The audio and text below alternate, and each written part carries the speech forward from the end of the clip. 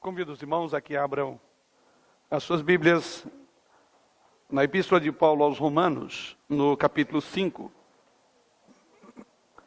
Epístola de Paulo aos Romanos, no capítulo 5, a partir do verso 1, quando assim nos diz o Senhor, através da sua palavra. Justificados, pois, mediante a fé, temos paz com Deus por meio de nosso Senhor Jesus Cristo, por intermédio de quem obtivemos igualmente acesso pela fé a esta graça na qual estamos firmes e gloriamo-nos na esperança da glória de Deus. E não somente isto, mas também nos gloriamos nas próprias tribulações, sabendo que a tribulação produz perseverança, e a perseverança experiência, e a experiência esperança. Ora, a esperança não confunde, porque o amor de Deus é derramado em nosso coração pelo Espírito Santo que nos foi outorgado. Porque Cristo, quando nós ainda éramos fracos, morreu ao seu tempo pelos ímpios. Dificilmente alguém morreria por um justo, pois poderá ser que pelo bom alguém se anime a morrer. Mas Deus prova o seu próprio amor para conosco, pelo fato de ter Cristo morrido por nós, sendo nós ainda pecadores. Logo, muito mais agora, sendo justificados pelo seu sangue, seremos por ele salvos da ira. Porque se nós, quando inimigos, fomos reconciliados com Deus, mediante a morte do seu Filho, muito mais, estando já reconciliados, seremos salvos pela sua vida. E não apenas isto, mas também nos gloriamos em Deus por nosso Senhor Jesus Cristo, por intermédio de quem recebemos agora a reconciliação. Até o verso de número 11, desta carta de Paulo aos Romanos. Na verdade, o momento em que nós encontramos nessa carta aqui, ele foi antecedido, por assim dizer, por duas teses que Paulo fundamenta e provas.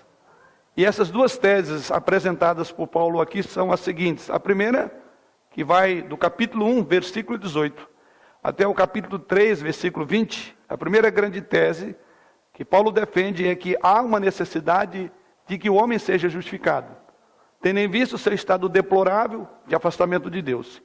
E a segunda tese defendida por Paulo vai do capítulo 3, verso 21, até o capítulo 4, verso 25. E a tese que ele defende nesses capítulos é o meio pelo qual o homem é justificado, ou o meio da justificação. E a partir daqui, ou seja, do texto que lemos aos irmãos e pretendemos considerar esta noite, Paulo passa agora então a falar sobre os benefícios da justificação em Deus por meio de Jesus Cristo, ou seja, das bênçãos que decorrem de sermos agora uma pessoa justificada pelo sangue de Jesus Cristo. Então no capítulo 3, versos 21 a 30, Paulo ali deixou claro que a justificação é um ato exclusivo de Deus. O capítulo até o verso 31 do mesmo capítulo. Também Paulo argumenta ali que a justificação pela fé não é uma novidade, é do tempo presente. Mas lá no capítulo 3 ele fala exatamente que esta justificação estava presente também na antiga dispensação, quando ali Paulo fala que ela foi demonstrada na vida de Abraão, o progenitor da raça israelita, o pai de todos aqueles que creem, tanto judeus como gentios. Ou seja, esse ato de Deus justificar o pecador não é algo que vem a partir de Jesus Cristo, mas isso já se encontra, porque Abraão foi justificado pela fé em Cristo Jesus. Então agora aqui Paulo mostra e mostrará as bênçãos que emanam de uma vida justificada. E ele vai falar isso de três formas, né? As bênçãos que emanam da justificação, reportando ao passado, ao presente e caminhando para o futuro. Todos aqueles que têm essa nova vida, segundo Paulo, estão livres da ira. É o texto que temos no capítulo 5. Todos aqueles que têm esta nova vida estão livres do pecado, o capítulo 6. Todos aqueles que têm essa nova vida em Cristo estão livres da lei, capítulo 7. E aqueles que têm a nova vida em Cristo estão livres da morte, capítulo 8. Ou seja, capítulos de 5 a 8, Paulo vai falar exatamente disso. No texto que temos essa noite para considerar com os irmãos, Paulo conclui então a doutrina da justificação, expõe essa doutrina, analisando esta verdade no contexto mais escatológico. A justificação não significa somente, conforme Paulo vai dizer aí, a absolvição da culpa do pecado, mas também a própria justificação, ela traz dentro de si a esperança da glória de Deus. Veja o versículo de número 2, no capítulo lido aos irmãos: por intermédio de quem obtivemos igualmente acesso pela fé a esta graça na qual estamos firmes, e gloriamo-nos na esperança da glória de Deus. Paulo também fala da esperança ou da promessa de salvação final, para a qual esta justificação aponta. Versos 9 e 10, ele diz: logo, muito mais agora, sendo justificados pelo seu sangue, seremos por ele salvos da ira. E verso 10, porque se nós, quando inimigos, fomos reconciliados com Deus mediante a morte do seu Filho, muito mais, estando já reconciliados, seremos salvos pela sua vida. Então fala aqui de uma promessa futura. Então aqui temos mais que os frutos atuais da justificação. A nossa atenção, segundo Paulo aqui, ela deve também ser dirigida para o resultado final. A ênfase desta passagem é a glória futura, a salvação final daqueles que continuam em paz com Deus, que é um dos aspectos dessa justificação. Uma das bênçãos decorrentes da justificação é a paz com Deus, e por meio de nosso Senhor Jesus Cristo. Antes mesmo de considerarmos essa extraordinária doutrina, ou antes mesmo de considerarmos as bênçãos decorrentes da justificação, que é o nosso tema essa noite, nós queremos destacar algumas verdades antes de adentrar essas bênçãos que Paulo apresenta como decorrentes da justificação. Mas antes de fazê-lo, vamos compreender primeiramente o que significa a justificação. O que é essa doutrina? Quais verdades devemos ter de forma preliminar antes de considerarmos as bênçãos decorrentes de uma vida de justificação? Vamos orar. Pai, louvamos ao Senhor por esta hora tão especial, quando agora temos o privilégio de nos assentar e ouvir a Tua palavra. Conduza, pois, os nossos corações em obediência ao Senhor e leve cativo todo o pensamento ao Senhor Jesus Cristo, para que no abrir da Tua boca, através da Tua palavra, possamos ser por ela edificados, encorajados e desafiados. Assim oramos em Jesus. Amém. Então, antes de considerarmos as bênçãos que decorrem da justificação, precisamos entender o que Paulo diz logo no versículo 1 desse mesmo capítulo. E a afirmação de Paulo é esta: justificado, pois, mediante a fé. Então, a primeira coisa que devemos compreender dessa doutrina é que a justificação é, acima de tudo, um ato declaratório de Deus. E é exatamente isso que Paulo diz. Há uma justificação que Deus declara-nos justos. A justificação, então, não é um processo, ela é um ato legal, é um ato forense e judicial de Deus, no qual Ele declara, sobre a base, conforme veremos, da justiça adquirida por Jesus Cristo, que todas as demandas exigidas pela própria lei, agora já são satisfeitas a favor do pecador, porque Jesus Cristo assim cumpriu todas as demandas que a lei dele exigia. Então, portanto, a justificação não é algo que Deus faz em nós, mas algo que Deus faz por nós. Sendo assim, a justificação não é algo dentro de nós, mas é algo que está fora de nós. A justificação é um ato e acontece em uma única vez. Não há graus, portanto, de justificação. Ela é instantânea, ela é completa, ela é cabal, ela é final. O homem é justificado por completo, então não existe alguém mais ou menos justificado. Ou seja o crente mais tenro na vida cristã, na fé, no início da sua vida cristã, quanto mais o homem mais piedoso, todo ele passou por este ato declaratório de Deus.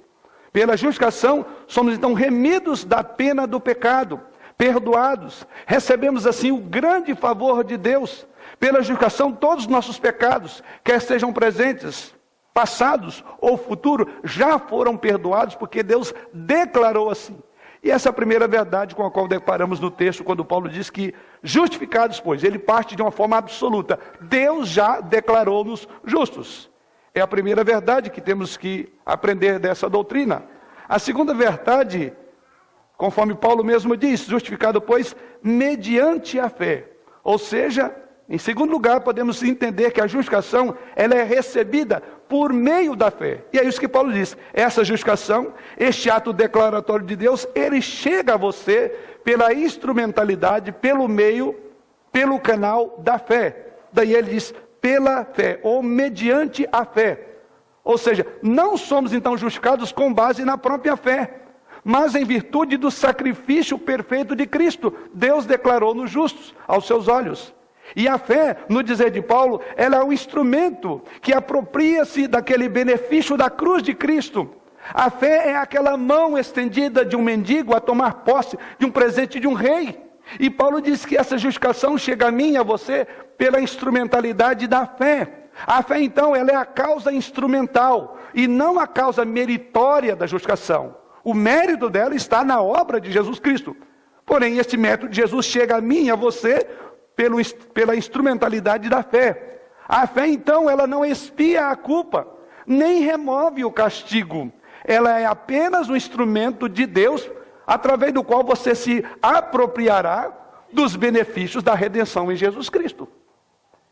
E a terceira verdade a ser compreendida nessa doutrina, conforme Paulo prossegue dizendo, justificado, pois, mediante a fé, temos paz com Deus, por meio de nosso Senhor Jesus Cristo. E em terceiro lugar, a justificação é por intermédio de Jesus Cristo. É um ato declaratório de Deus, ela chega a nós pela instrumentalidade, por meio da fé, e a justificação ela repousa no mérito de Cristo, é por intermédio de Cristo. Ou seja, a base da nossa justificação é o sacrifício que Jesus Cristo realizou na cruz do Calvário. Então não somos justificados com base em qualquer boa obra que julguemos ter, mas sim na boa obra de Jesus Cristo, por meio de Jesus Cristo. Não somos então justificados por méritos humanos, mas pelos méritos de Cristo. A morte expiatória de Jesus Cristo é a causa fundamental da nossa justificação, enquanto que a fé é a causa instrumental desta justificação. Pois bem, tendo lançado essas bases da doutrina, vamos então analisar essas bênçãos que esta justificação produz ou traz a nós. Paulo enumera aqui 7 bênçãos. E hoje eu quero considerar as 3 primeiras delas. Consideremos, pois, conforme Paulo diz. Justificado, pois, verso de número 1, mediante a fé, temos paz com Deus por meio de nosso Senhor Jesus Cristo. E a primeira bênção decorrente da justificação é o que Paulo diz aí, temos paz com Deus. Esta é a primeira graça, ou é a primeira bênção que decorre de uma pessoa justificada, é que ela tem agora uma nova relação com Deus. É importante compreender o que as Escrituras dizem sobre o homem sem Deus. O apóstolo Paulo mesmo, escrevendo em Romanos aqui, no capítulo 5 mesmo, no versículo 10, observe que ele diz, porque se nós quando inimigos fomos reconciliados. Então essa é a primeira verdade com a qual deparamos-nos quando lemos as Escrituras Sagradas, que nós somos por natureza inimigos de Deus. Então veja a importância da justificação que traz a paz, posto que nós, por natureza, somos inimigos. E Paulo afirma isso no versículo de número 10. Quando inimigos de Deus, fomos reconciliados com Deus. E Paulo diz que a justificação traz no seu bojo a paz, posto que até então éramos inimigos. Pois o homem não é capaz de cumprir a lei de Deus, o homem não é capaz de cumprir e responder à boa vontade de Deus. O profeta Isaías afirma isso lá em Isaías capítulo 48, versículo de número 22, quando Isaías diz o seguinte: para os perversos todavia não há paz, diz o Senhor. Para aqueles que andam segundo a dureza do seu coração, a declaração de Deus é clara, está em guerra com Deus. E por isso que o texto diz que para perversos não há paz.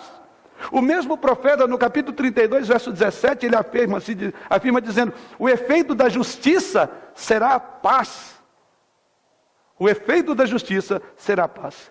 Em outras palavras, condenação significa que Deus nos declara pecadores, o que por sua vez equivale à declaração de guerra. Há uma declaração de guerra contra nós, declaração do Senhor. Enquanto que justificação significa que Deus nos declara justo, o que por sua voz é uma declaração de paz, possibilitada, conforme diz Paulo, pela morte de Cristo. O salmista contempla isso dizendo que na obra de Jesus Cristo, na cruz de Jesus Cristo, Salmo 85, verso 10, ele diz que ali encontraram-se a graça e a verdade. A justiça e a paz se beijaram, diz o salmista. O apóstolo Paulo também afirma isso no mesmo texto de Romanos, no capítulo 4, verso 15. Ele diz, porque a lei suscita a ira de Deus sobre os nossos pecados. Então, ninguém é condenado, senão por causa desse estado de guerra que já está diante de Deus. Ninguém condenado pela lei pode desfrutar da paz com Deus. E é exatamente esse o primeiro benefício da justificação. É que agora, diz Paulo, podemos ter paz com Deus. Quando somos justificados pela fé, então somos declarados por Deus como justos. A lei não pode nos condenar à guerra, e nem declarar guerra, melhor dizendo, conosco. Porque a justiça de Deus foi satisfeita em Jesus Cristo. A paz com Deus que Paulo descreve aqui, então é uma bênção ligada ao passado. E se é uma bênção ligada ao passado, porque foi um ato declaratório de Deus, quando Ele, pela sua graça, nos trouxe a Jesus Cristo, então trata de algo que já aconteceu. Não é a paz de Deus, conforme Paulo diz, que a paz de Deus, em Filipenses capítulo 4, que ela deve exceder todo o nosso entendimento. Não é esse tipo de paz que o texto descreve aqui em Romanos, mas é a paz com Deus. Essa é a expressão que Paulo usa aqui. Temos paz com Deus, porque é contra Ele que nós nos levantarmos. É contra Ele que fizemos guerra por causa do nosso estado de rebelião e de pecado. E é por isso então Paulo diz que temos agora essa paz com Deus. Então não se trata de um sentimento, mas de um novo relacionamento. É paz da reconciliação com Deus, por intermédio, como o próprio Paulo diz no capítulo aí, do sacrifício de Jesus Cristo. É a paz da reconciliação com Deus, por intermédio de Cristo. A barreira que nos separava foi agora destruída, como Paulo diz no outro texto. Não somos mais filhos da ira, como diz as Escrituras, mas somos filhos do amor de Deus. O pecado, na verdade, ele estabeleceu uma ruptura entre nós e Deus. O pecado fez com que nós chamássemos Deus para uma guerra. Ao passo que Paulo diz que a justificação, ela trouxe a paz de Deus. Jesus Cristo veio para restabelecer essa comunicação que estava suspensa. Este ato de guerra que tínhamos contra o Senhor. E este é o primeiro benefício, ou a primeira bênção da justificação. Essa paz que Paulo diz aqui, com Deus, significa que a ira de Deus não mais nos ameaça, porque somos agora aceitos em Cristo. Veja o versículo de número 9, ele diz logo, muito mais agora, sendo justificados pelo seu sangue, seremos por ele salvos da ira de Jesus Cristo, ou da ira de Deus. Essa paz não é então uma mudança dos nossos sentimentos, mas sim uma modificação de um relacionamento que estava rompido entre nós e Deus. Essa paz com Deus não designa sentimentos subjetivos de paz, mas um estado objetivo de estar em paz, de estabelecer a paz em lugar da inimizade. John Murray enfatiza que não se trata aqui o texto de apenas de serenidade e tranquilidade de nossa mente e coração, mas de um estado de paz que flui da reconciliação. E ele cita exatamente os versos 10 e 11 do texto. Porque se nós, quando inimigos, veja a expressão inimigos, fomos reconciliados com Deus mediante a morte do seu Filho, muito mais estando já reconciliados, seremos salvos pela sua vida. E não apenas isso, mas também nos gloriamos em Deus por nosso Senhor Jesus Cristo, por intermédio de quem recebemos agora esta reconciliação. Então é estabelecer uma relação que outrora vivia em conflito e em guerra. Sendo assim, paz com Deus denota um novo relacionamento que se estabelece para com Ele. Paz com Deus expressa perdão. Paz com Deus expressa aceitação. Expressa e contrasta com aquela inimizade ou ira de Deus sobre nós, conforme o próprio Paulo aborda no contexto. Essa paz de Deus então assinala uma nova posição daquele que outrora estava debaixo da condenação, da ira, justa ira de Deus, mas agora podem gozar dessa plena medida do favor divino, do perdão divino. Que maravilha! Esta bênção decorrente da nossa justificação. Temos agora a paz. Não somos mais inimigos, não somos mais estranhos, não estamos debaixo mais da ira, porque Deus declarou a paz. Sabemos que hoje, lamentavelmente, todas as religiões têm se esforçado para tentar reconciliar o homem com Deus. Essa paz, contudo, não é fruto do esforço humano, mas, como diz o apóstolo Paulo, ela é fruto da obra do sacrifício de Jesus Cristo. Sim, é porque pela morte de Jesus Cristo nós somos, diz Paulo, reconciliados com Deus. Não somos mais réus, não somos mais inimigos de Deus, agora temos paz com Deus. Esta é a primeira bênção que decorre de Deus ter nos declarado justos.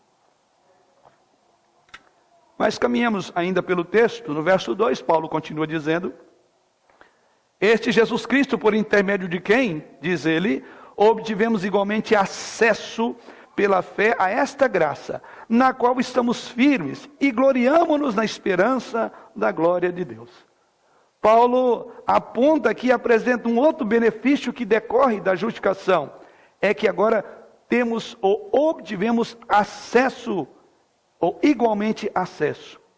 Que acesso? Acesso a esta graça. É a segunda bênção decorrente da justificação. Temos agora acesso a uma graça que até então não tínhamos.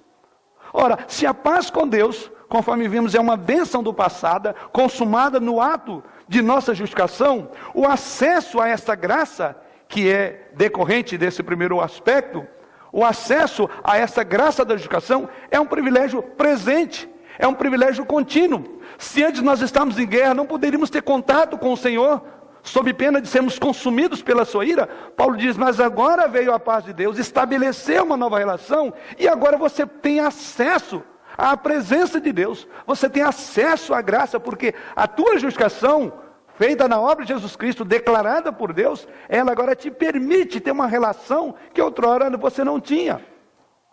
Temos agora acesso a esta graça. Trata-se de uma condição no presente, uma condição permanente, inabalável, uma condição que se origina da ação realizada no passado na obra de Jesus Cristo.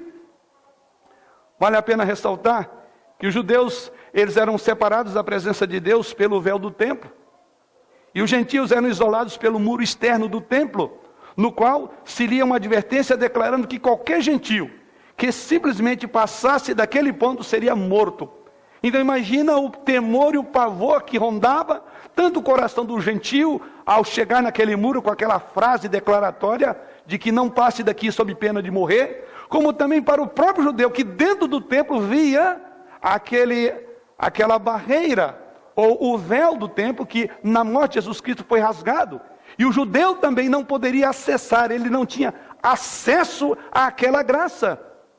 Mas quando Jesus Cristo morreu, diz o evangelista Lucas, no capítulo 23, verso de número 45, que quando Jesus Cristo morreu, rasgou-se pelo meio o véu do santuário. E Paulo, nesta mesma linha em Efésios 2, verso 14, falando daquele muro vergonhoso de separação entre judeus e gentios, entre raças e povos, Paulo diz em Efésios 2, verso 14, que porque ele, Jesus Cristo, olha a palavrinha que Paulo usa lá, é a nossa paz. Olha a palavra aqui, Jesus Cristo é a nossa paz. E ele conclui dizendo, o qual de ambos, ou seja, o contexto é de judeus e gentios, o qual de ambos fez um, e derribando a parede da separação que estava no meio, a inimizade. Ele agora podem todos ter acesso, judeus e gentios, ricos e pobres. Em Cristo, judeus e gentios que creem, têm agora o que Paulo fala como segunda bênção, tem acesso, é a expressão que Paulo usa aqui em Romanos, tem acesso a Deus.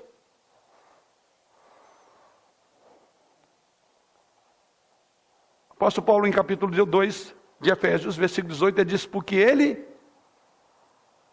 porque por meio dele, ambos temos acesso ao Pai em um espírito. É outra afirmação de Paulo no mesmo contexto da sua carta em Efésios 2. Mas o autor da carta aos Hebreus também contempla esse assunto. E lá no capítulo 10, versos 19 a 22, uma passagem que tivemos a oportunidade de estudar, de meditar com os irmãos, aqui há tempos atrás.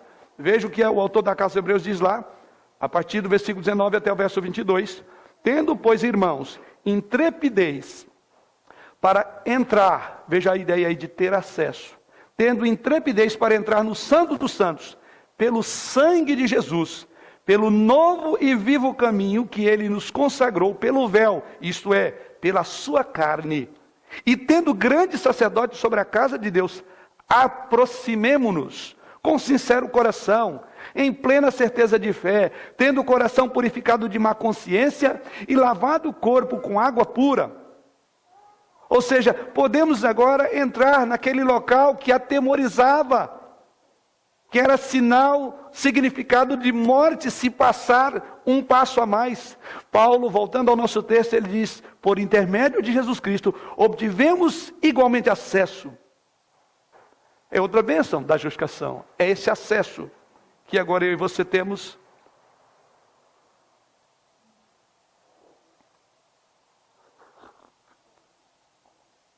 Considerando essa expressão que Paulo usa aqui, obtivemos igualmente acesso pela fé a esta graça. O comentarista William Barclay, ele falando sobre essa palavra aqui usada no original, para acesso, ele vê nela um tríplice significado. Ou a palavra acesso pode ser aplicada de três formas. E assim, ele argumenta dizendo, este acesso primeiramente, ou em primeiro lugar, significaria a introdução de alguém à presença de um rei, à presença da realeza. E continua ele dizendo, por meio de Cristo temos então acesso a essa graça, como Paulo diz, na qual estamos firmes, então somos aceitos, somos apresentados como filhos, como herdeiros, como cidadãos dos céus. E diz William Barclay que a ideia sugerida pela palavra é que é dada a permissão de alguém entrar na presença de um rei mediante um favor de outro. Jesus, então, é este que nos introduz à presença de Deus. Jesus Cristo é aquele que nos possibilita ter esse acesso. É através de Jesus Cristo que ele nos abre a porta diante do Rei dos Reis. E quando essas portas se abrem, o que encontramos? Como ele diz, acesso à graça. O que é graça? É a imerecida bondade de Deus. Se antes aproximar dessa porta significaria condenação ou juízo, Paulo diz que agora, em função da paz com Deus, você, ao abrir essa porta, conduzido pelo Senhor Jesus, ao Senhor dos Senhores, o que você encontrará depois dessa porta, você terá acesso à graça. O palácio em que somos admitidos certamente é o céu. E a porta de entrada, o portão de entrada é Jesus Cristo. E o único passaporte é a fé. Não importa a aparência, o filho do rei terá acesso à sua presença. Porque esse é um benefício advindo ou decorrente da justificação. Você agora tem acesso. Mas uma segunda maneira como pode compreender, ou esta palavra também é usada, além de introduzir alguém à presença da realeza, esse termo usado aqui na língua original também pode ser usado ou significa como aproximação do adorador de Deus. O adorador agora pode chegar. Com isso, então, Paulo estaria dizendo que Jesus Cristo nos abre a porta à presença do Rei dos Reis. E quando essas portas se abrem, encontramos graça, não mais condenação, nem juízo, nem vingança, mas pura misericórdia. O glorioso favor de Deus encontramos quando adentramos a sua presença. A palavra usada aqui traz também a ideia de uma pessoa sendo introduzida no santuário de Deus. Uma pessoa que entra no santuário a fim de adorar. Assim, então, Paulo estaria dizendo que o crente justificado, ele desfruta dessa extraordinária bênção, como algo grandioso, não como uma aproximação periódica, ou uma aproximação separada do Senhor, ocasional, mas como algo periódico. Temos o privilégio de viver no templo, assim como temos o privilégio de adentrar a presença do rei no palácio. É isso que Paulo diz. Temos acesso. E uma terceira maneira, ou um terceiro uso dessa palavra, é para significar a chegada de um porto seguro. Por mais que busquemos depender certamente dos nossos esforços, somos certamente varridos pelas mais variadas tempestades, tribulações. Assim como o marinheiro impotente a enfrentar um mar revolto que ameaça nos a destruir totalmente. Porém agora, usando essa palavra nesse contexto, ouvimos que a palavra de Cristo é que, através de Jesus Cristo, eu e você, podemos encontrar o porto seguro da graça. Você tem acesso ao porto seguro. Por meio de Jesus Cristo, na presença de Deus, nós podemos encontrar segurança. A nossa relação com Deus possibilita, ou possibilitada pela esta obra de justificação, não é esporádica, ela é contínua. Não é precária, ela é um porto seguro. Como alguém que encontra o seu porto seguro nas ondas revoltas do mar. São os três usos que essa palavra, que essa expressão usada por Paulo, acesso, tem implicação. E em todos eles, a conclusão é, temos acesso. Temos um porto seguro. Temos uma presença gloriosa. Podemos permanecer diante do Senhor. Mas caminhemos um pouco mais. E vejamos a terceira bênção decorrente ou proveniente desta justificação.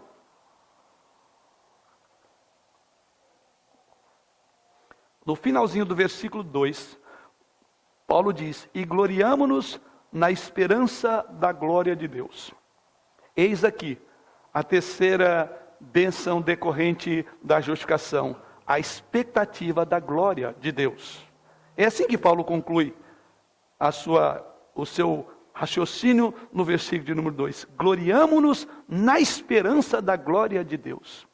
O termo gloriamo-nos que Paulo usa aqui, pode muito bem ser traduzido como orgulhamo-nos. Não só aqui em Romanos 5, no versículo 2, mas veja o verso 3, ele continua dizendo, e não somente isto, mas também nos gloriamos nas próprias tribulações. Veja lá o versículo de número 11, e não apenas isso, mas também nos gloriamos em Deus, por nosso Senhor Jesus Cristo. Esta expressão é repetida 3 vezes por Paulo, que é orgulhamo-nos disso. Ou seja, quando nós éramos pecadores, nós não tínhamos do que nos orgulhar. Ao contrário, sobre nós pesava uma profunda vergonha. O apóstolo Paulo diz lá, nessa mesma carta, no capítulo 3, volte à sua página de Bíblia aí, veja o que ele diz lá no verso de número 27. Onde, pois, a jactância foi de todo excluída?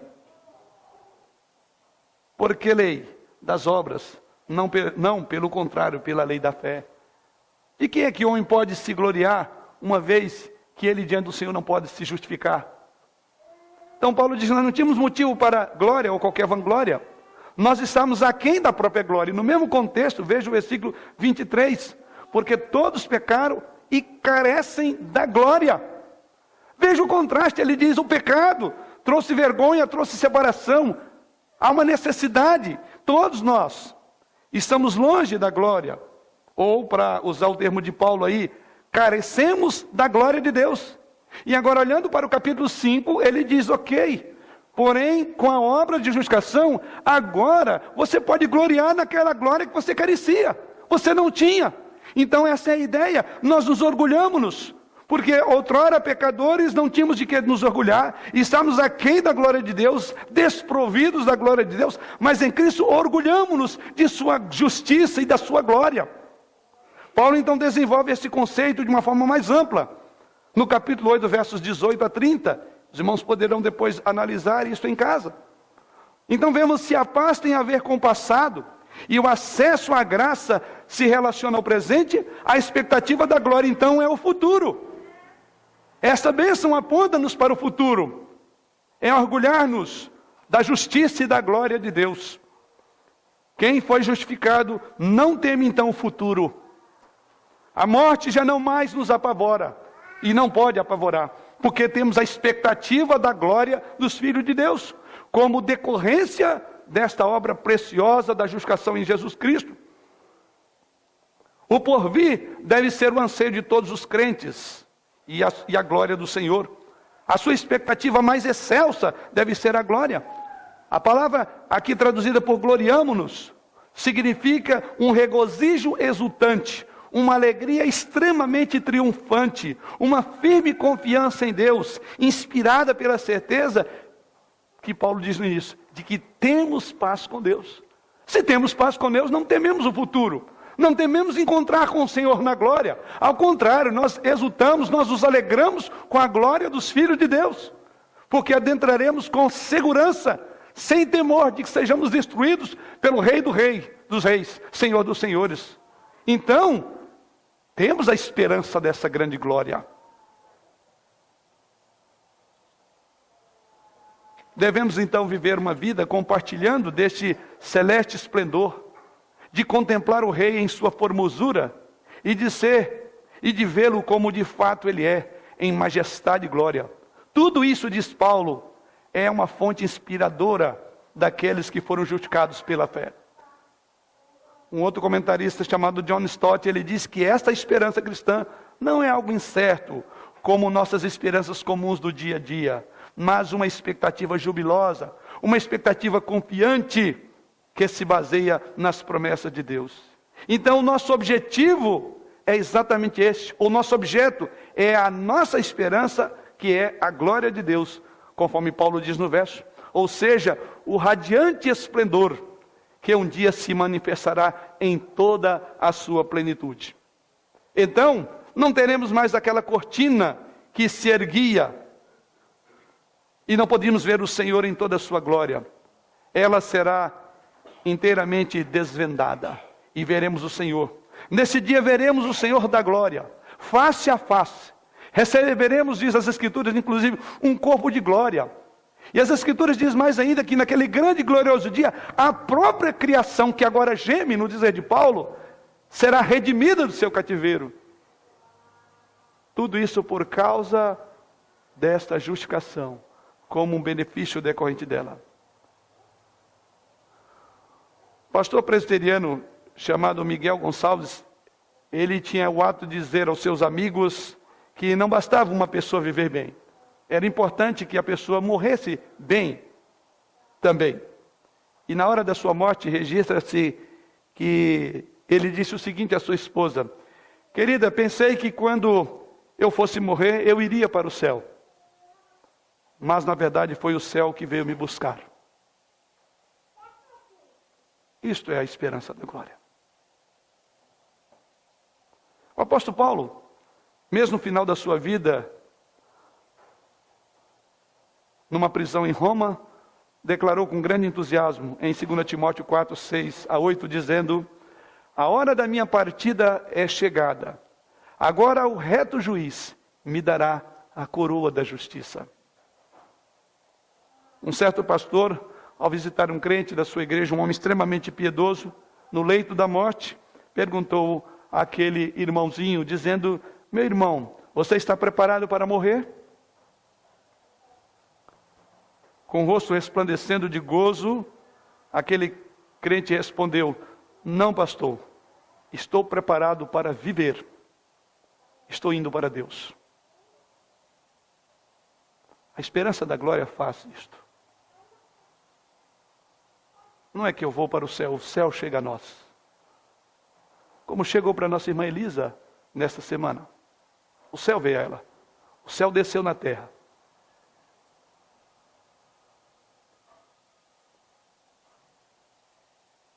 Não é que devemos estar preparados para morrer, é preparados para viver. E ir para Deus é o final de tudo isto. E Paulo diz que esse é um dos benefícios da justificação. Gloriamo-nos na esperança da glória.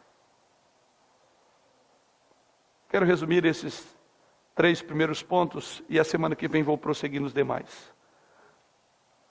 E o que podemos dizer, ou como podemos considerar o que foi colocado por Paulo até aqui? Primeiramente, devemos afirmar que os frutos da nossa justificação são paz, graça e glória. Nos 2 primeiros versículos.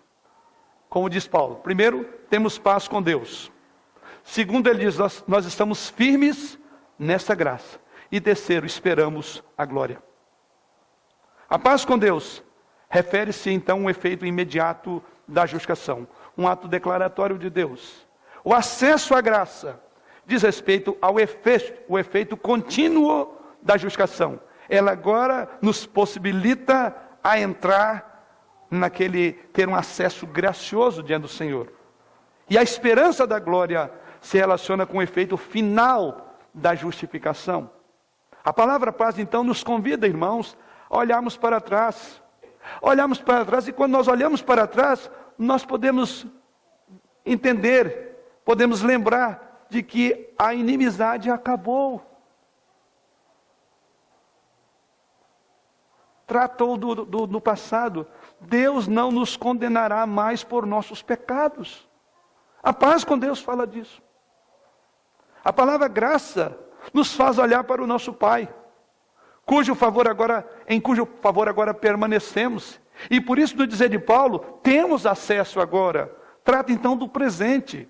Podemos entrar em sua presença a qualquer momento, obter a ajuda de que precisamos.